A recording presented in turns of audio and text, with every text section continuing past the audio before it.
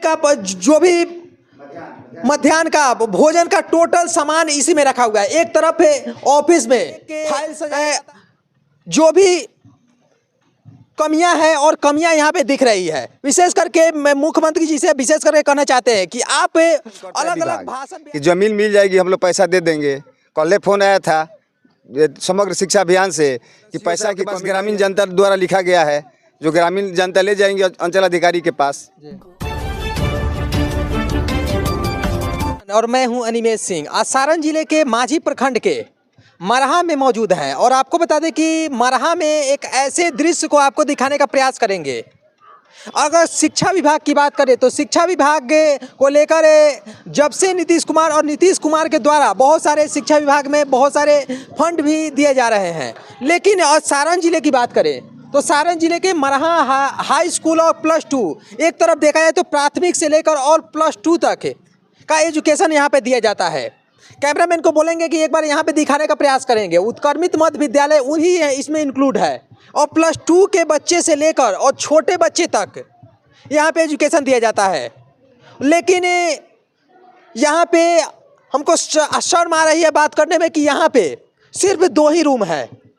कहीं हम जाते हैं तो प्राथमिक विद्यालय में देखते हैं कि 3-3 4-4 रूम में एक प्राथमिक विद्यालय में प्रोवाइड कराया जाता है और यहाँ पे प्राथमिक से लेकर और +2 तक होने के बाद भी 2 ही रूम है। क्यों है? और विशेष करके यहाँ के सीओ साहब और विशेष करके यहाँ के जो पदाधिकारी है, शिक्षा विभाग के जो पदाधिकारी है, वो इस पर क्यों नहीं अभी तक संज्ञान लिए हैं। एक तरफ बात करें तो यहाँ पे ऑफिस है और ये ऑफिस का दृश्य है। ऑफिस में फाइल सजाया जाता है और ऑफिस में मैनेजमेंट रखा जाता है कि कैसे पढ़ाना है, क्या इसमें बैठने के लिए जो टीचर लोग होते हैं उनको बैठने के लिए प्रोवाइड कराया जाता है। लेकिन एक तरफ देखा जाए तो पूरे डॉक्यूमेंट रखा हुआ है अलग अलग, और एक तरफ अगर आपको दिखाएं तो यहाँ पे मध्याह्न का भोजन का पूरा सामान रखा हुआ है।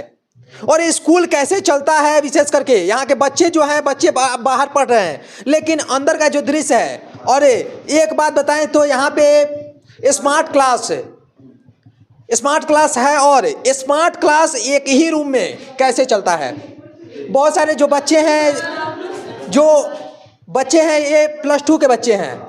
और विशेष करके बात करें तो जो प्रिंसिपल सर हैं उनसे भी बात करने का प्रयास करेंगे कि एक क्लास में ही और इस पूरे प्राथमिक से लेकर हाई तक के जो क्लासेस हैं वो क्लास में 2 ही रूम कैसे, वो भी 2 रूम में, सिर्फ एक रूम में पढ़ाई किया जाता है, एक रूम में ऑफिस का ही व्यवस्था है।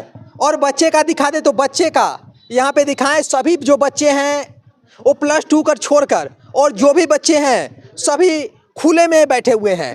आज की स्थिति में सरकारें बेंच दे रही है, सरकारें अलग अलग सुविधा दे रही है, सरकारें बोल रही हैं कि अब डिजिटल बोर्ड पे पढ़ाई होगा, लेकिन यहाँ पे बच्चे आज की स्थिति में अगर बोरे पे चट्टी पे बैठेंगे तो यहाँ के शिक्षा विभाग और शिक्षा पदाधिकारी को एक बार विशेष करके इस पर सोचना चाहिए। प्रिंसिपल सर से विशेष करके इसके बारे में ज़रूर हम बात करने का प्रयास करेंगे कि अभी तक इतने ज़मीन होने के बाद भी, क्योंकि जहाँ पे हम लोग ये बच्चे बैठे हुए हैं यहाँ पे भी जगह है, अगल बगल में भी जगह है, एक ज़मीन क्या सरकारी ज़मीन है या निजी ज़मीन है। हम लोग सुन रहे थे कि मरहा में 2 ही रूम है और 2 रूम है, इसमें प्राथमिक से लेकर और +2 तक, मोबाइल 1 मिनट से लेकर और पूरा +2 तक इसमें पढ़ाई किया जाता है। लेकिन सिर्फ एक ही रूम है जिसमें पढ़ाई कराया जाता है। एक में आपका ऑफिस है तो दूसरे तरफ मध्याह्न का भोजन का जो सामान रखा हुआ है वो रखा हुआ है। ये स्कूल कैसे चलता है? स्कूल खुले ग्राउंड में चलता है, निजी जमीन है, लोग पकड़े हुए हैं उसी में चलता है, जबकि यह जमीन गैर मजरूबा है, सरकार की है। गलत ढंग से लोग पट्टा कटा लिए हैं और उसमें अपना कब्जा किए हुए हैं। हम लोग पढ़ाते हैं उसी में, इतने ज़मीन में हम लोग चलाते हैं आज 3 साल से। आप इसमें कितने दिन से अध्यापक के पोस्ट पे कितने दिनों से आप कार्य कर रहे हैं? हम तो अभी यहाँ पर 2020 में आए हैं। 2020 में ही एथी हुआ है, +2 में हुआ, उच्च माध्यमिक हुआ। उसके बाद फिलहाल 1 साल पहले उच्चतर माध्यमिक कर दिया गया है, जो 2 बैच माध्यमिक का निकला है और 1 बैच उच्चतर माध्यमिक का छात्र निकला है हमारे स्कूल से। एक ही क्लास में आप कैसे पढ़ाते हैं? क्योंकि प्राथमिक भी है, विद्यालय भी है, मध्य विद्यालय भी है, हाई स्कूल भी है और +2 भी है, तो इतने क्लासों को आप एक रूम में कैसे पढ़ाते हैं? खुले ग्राउंड में पढ़ाते हैं, देख लीजिए, खुले ग्राउंड में बोर्ड लगा कर हमारे सारे शिक्षक पढ़ाते हैं। सुबह में जब यहाँ पे कुहासा हो जाता होगा, कुहासा में इतने बच्चे और +2 के भी बच्चियाँ जो अंदर बैठी हुई थी, वो उनको भी आप कैसे पढ़ाते हैं? सब उसी तरह पढ़ता है जिस तरह से पहले से पढ़ता था। आज भी देख लीजिए। यहाँ के शिक्षा विभाग से के पास आप मुख्यमंत्री के पास और विशेष करके हम बात करें तो कंप्लेंट कर के दिए पाठक हैं। जी के पास कभी आवेदन दिए कि हम नहीं दिए? कंप्लेन कर दिए हैं। जो टोल फ्री नंबर था के पाठक के पास का, उनके पास हम कंप्लेन किए हुए हैं। जो हम नंबर रखे हैं कंप्लेन का, अभी तक कोई सुनवाई नहीं हुई है। अभी तक बात करें तो कोई सुनवाई नहीं हुई है। कोई भी और अधिकारी आते हैं। इनका कहना है कि विशेष करके हमें अभी भी ठंड का मौसम में एक तरफ पे बात करें तो छुट्टियां का ऐलान हो जा रहा है, कहीं कहीं ठंडी के चलते छुट्टियां का ऐलान हो जा रहा है और छोटे छोटे बच्चियां यहाँ पे पढ़ रहे हैं और इनको अगर कुछ हो जाता है तो शिक्षा विभाग क्या इसका जिम्मेवारी लेगी? विशेष करके अभी की स्थिति में बात करें तो अभी की स्थिति में शिक्षा विभाग से क्या निवेदन करना चाहते हैं? क्या मुख्यमंत्री से, क्या डिप्टी सीएम से क्या निवेदन करना चाहते हैं आप? यही निवेदन करना चाहते हैं, जो सरकार की ज़मीन पड़ी है वो कैप्चर करा कर वहाँ पर बिल्डिंग बनवाए। ज़मीन काफ़ी है, कम नहीं है ज़मीन, लेकिन जब तक सीओ साहब नहीं भिड़ेंगे ज़मीन कैप्चर नहीं होगा। सीओ साहब अभी तक आके विजिट किए हैं कि नहीं? आए हैं, बोल रहे थे कि ज़मीन दिलाइए, जबकि वो जानते हैं कि हमारे पास सब कागजात के हम मालिक हैं। उसके बाद भी कह रहे थे कि हमको ज़मीन खोजिए, जबकि ज़मीन अवेलेबल है यहाँ पर। उसके बाद कोई भी पदाधिकारी आता है, कह कर चला जाता है कि इसको 10+2 कौन कर दिया, यही कह कर लोग पल्ला झाड़ कर चले जाते हैं। लेकिन बिना जमीन का तो 10+2 और के बात तो अलग है, हाई स्कूल तक नहीं होता है। ये कैसे हो गया? अब बड़े पदाधिकारी लोग जाने कैसे कर दिए। हम लोग जो दिया वो लोग चलाते हैं। बहुत सारे स्कूलों में हम लोग जाते हैं तो देखते हैं कि वहाँ पे ज़मीन को लेकर अलग अलग सवालें उठती रहती है। कहीं पे 2 कट्ठा भी ज़मीन कम हो जाता है तो वहाँ पे पदाधिकारी बोलते हैं कि ये स्कूल आपका हाई स्कूल नहीं हो सकता, मिडिल से हाई स्कूल नहीं हो सकता है।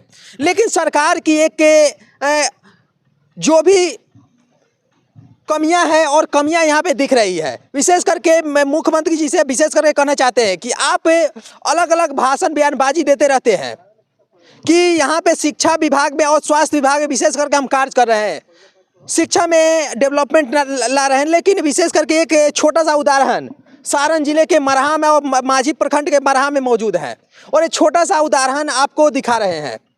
हम विशेष करके के पाठक जी से भी बोलना चाहते हैं कि आप अलग अलग नियम कायदा कानून ला रहे हैं, लेकिन ऐसे स्कूल के लिए जहाँ पे अभी तक की स्थिति में बच्चे बाहर बैठ के पढ़ रहे हैं और अभी की स्थिति में ठंडी का समय है।